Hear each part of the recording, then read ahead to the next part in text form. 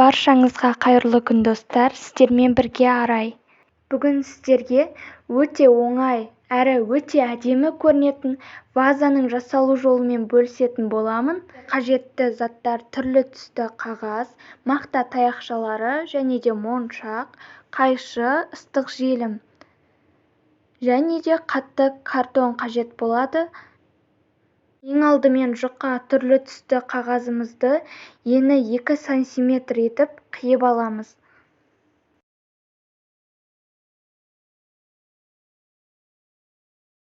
Жұқа түрлі түсті қағазды мен 2 см етіп гармошкаладым және де одан кейін оны қидым. Осы әдіспен өте оңай әрі тез жасауға болады.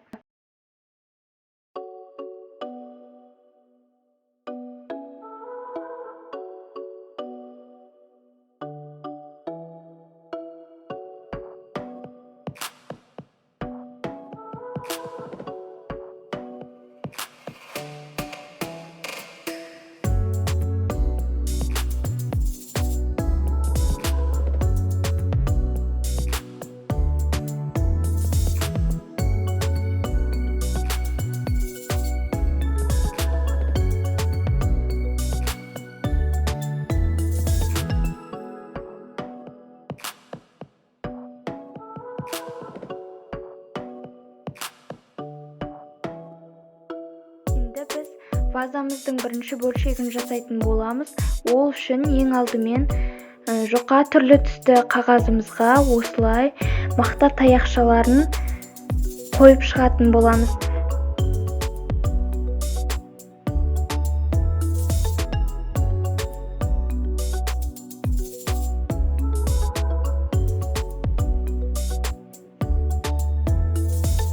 Осылай бас жағы үшбұрыш тәріздес болуы қажет. Барлық мақта таяқшаларынан дәл осылай жасап шығатын боламыз. Ең алдымен жұқа қағазымызға желімімізді жағып, одан кейін мақта таяқшаларын осылай өсіре отырып, ұзындығын өсіре отырып, осылай желімдейміз.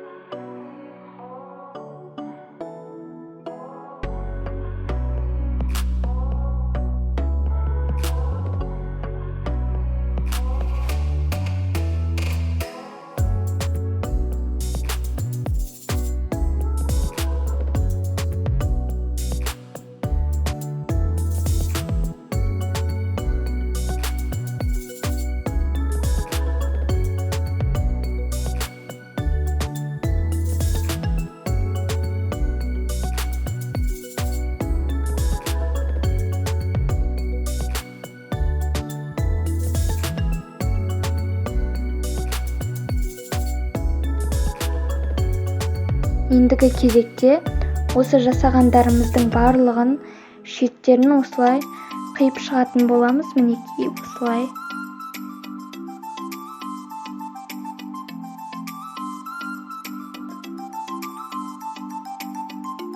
Барлығын осылай жасап шығатын боламыз.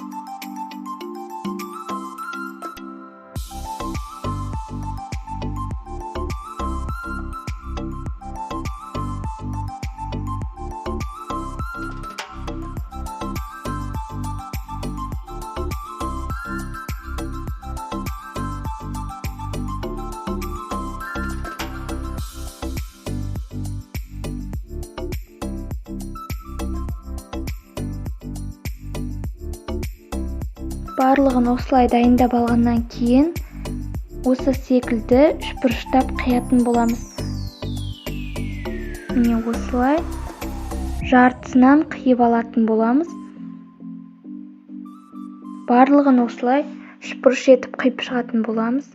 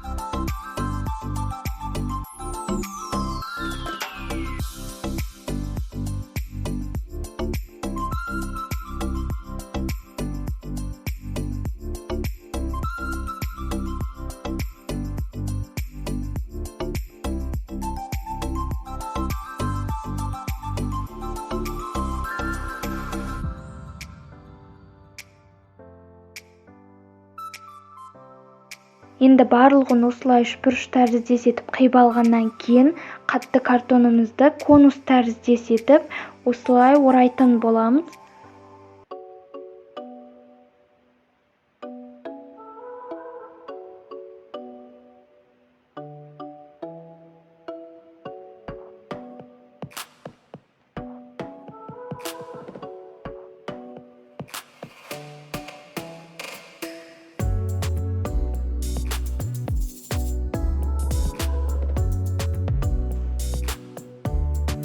Сіздер ыстық желіммен де жабыстырсаңыздар болады. Мен қатты ұстап тұру үшін степлермен істедім. Содан кейін артық жерін осылай қиып алып тастайтын боламыз.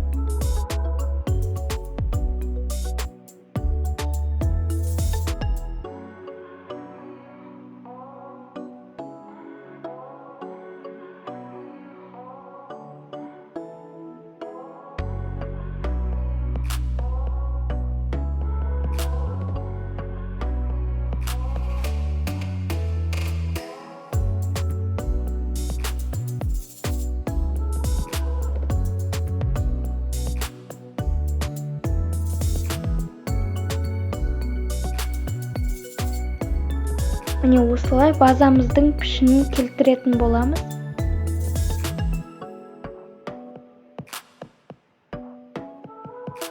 Одан кейін вазамыздың астыңғы бөлігін жасайтын боламыз. Вазамыздың астыңғы бөлігін өлшемін осылай картонымызға сызып аламыз.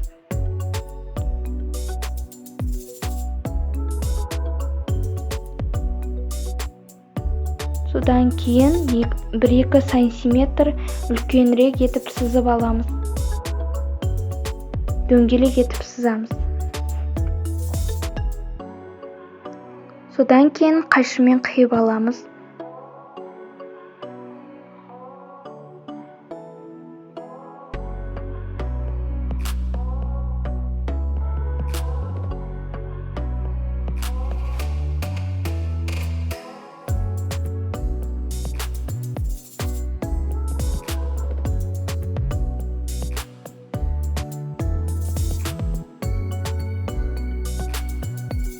Содан кейін астыңғы бөлігін желімдейтін боламыз.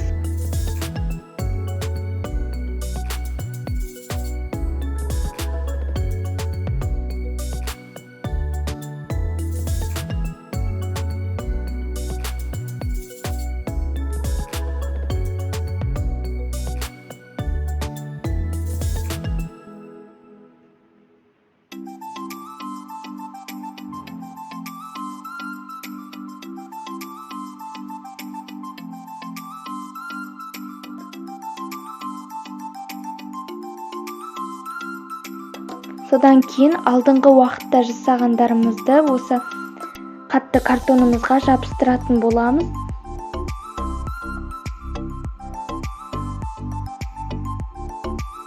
Осы картонымызды толықтай айналдырып шығуымыз қажет.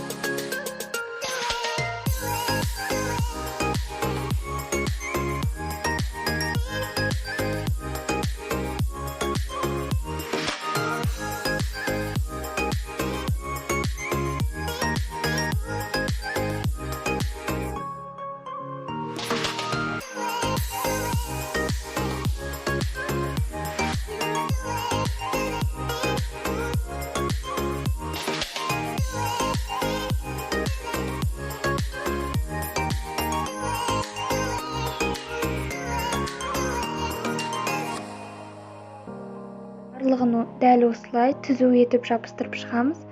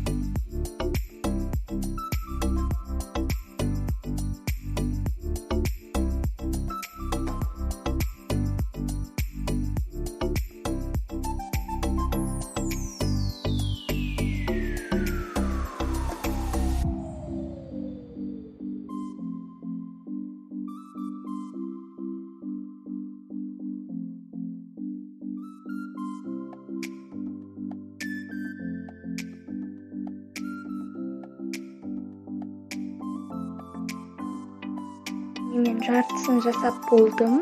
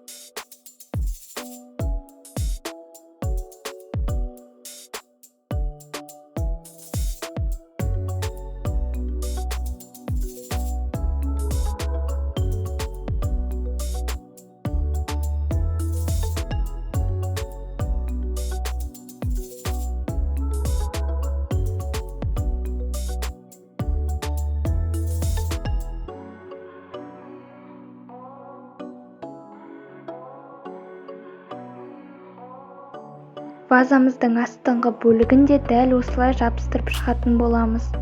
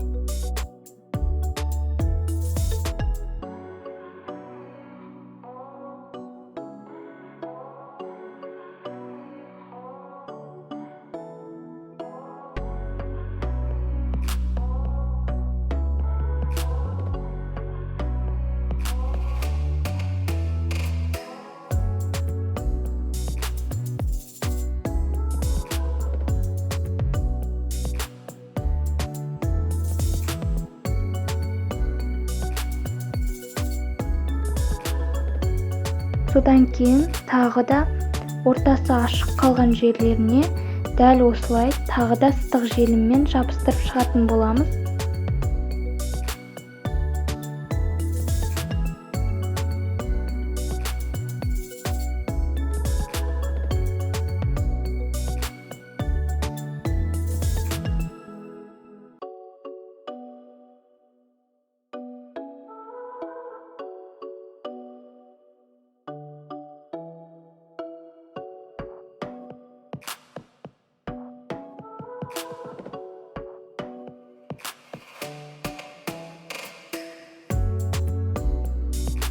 Біздің вазамыз дайын болып қалды. Енді өзіңіз қалаған түсте осындай моншақтарымызды жабыстыратын боламыз. Осы ыстық желіммен жабыстырдым.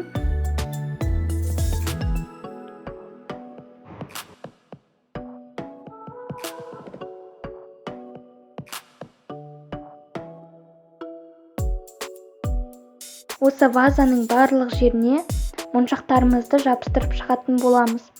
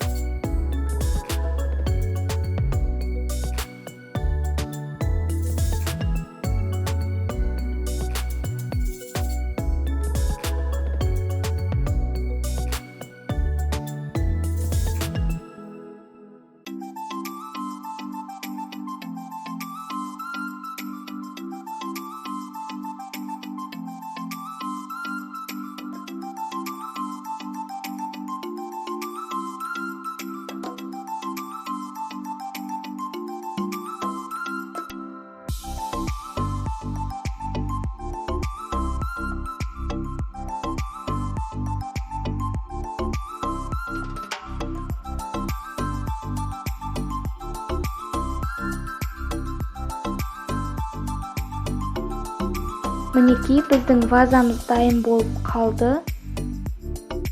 Мен астыңғы бөлігін жасап жатырмын.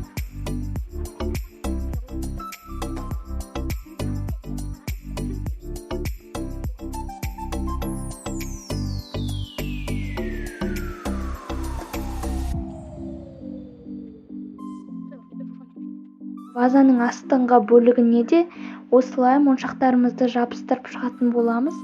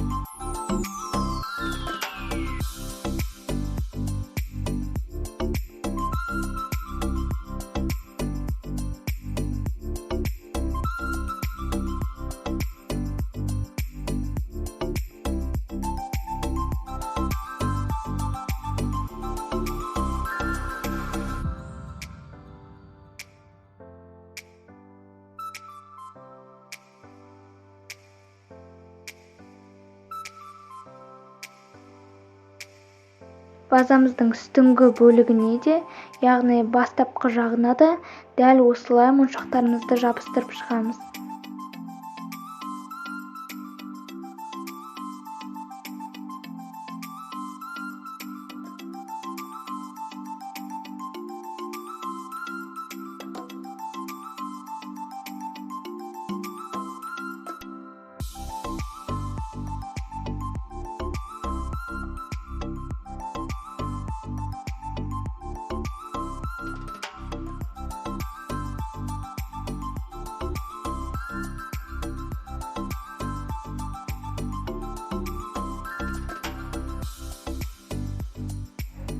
Мінекей, біздің вазамыз дайын болды.